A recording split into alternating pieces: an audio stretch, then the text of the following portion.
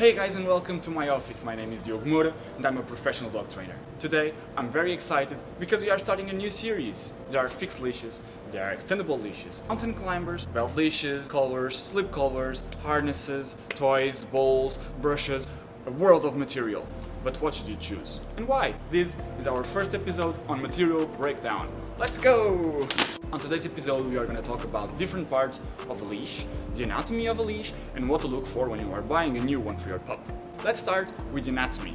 Every leash got three parts. The top part is the part that you, the owner, is holding. In fixed length leashes it is called the loop, and on extendable leashes it is called the handle. Then you got the middle part that makes the distance between you and your dog. That part is called the line. And on the bottom you got the head, also called the hook. It's the part that connects the leash to your dog.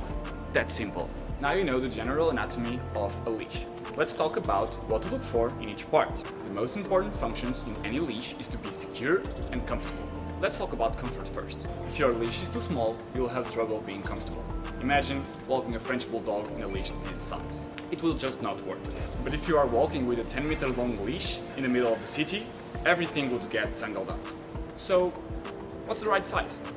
If you just want a quick measure, just start with your height, subtract the height of your dog to the shoulder, and that's probably a good all-around leash for everyday use. For you and your dog. But if you live in a busy city or a place where the sidewalks are narrow, you might consider a smaller leash. A leash that keeps your dog closer to you. In the same way, if everything you got around you is open space, feel free to use a longer leash. On the top side of your leash, the loop, there are some leashes that got pads all around to make it more comfortable. I personally don't like them all that much, but it's up to you. On the bottom part there are spinning hooks that help your leash stay straight in order to increase comfort and durability. Then some leashes got springs on the bottom to absorb pulls, and some got rings in the middle to hook things up. Now let's talk about security, because if your leash broke and your dog got hurt, that would be uncool. First things first, what size is your dog? If you have a large dog or a dog that pulls a lot, you probably need a heavy-duty leash. But with strength also comes weight, so don't just go buy a heavy-duty leash for your well-behaved Chihuahua. Also about security, let's talk about materials. You got nylon, you got leather, you got metal chains, and you got just normal ropes. The most durable material you'll find is leather, except if your dog chews the leash. Then I would go with a metal chain. And now, just to be sure that you are secure, you need to know what parts of the leash are more likely to break first. If your dog is not chewing it and you are using a leash that is appropriate to your dog's size, the line and the loop are probably gonna be just fine forever. The only thing that you need to pay attention to is the stitching, to make sure it's not too worn up.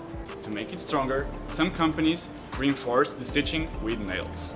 Now, the part that you need to pay most attention to is the hook. Pay special attention to this tiny part of the hook.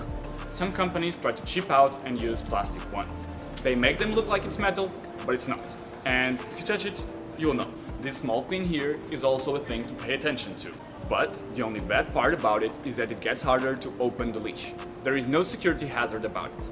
Lastly, pay attention to this screw, or your leash can get to look like this, and that is not secure.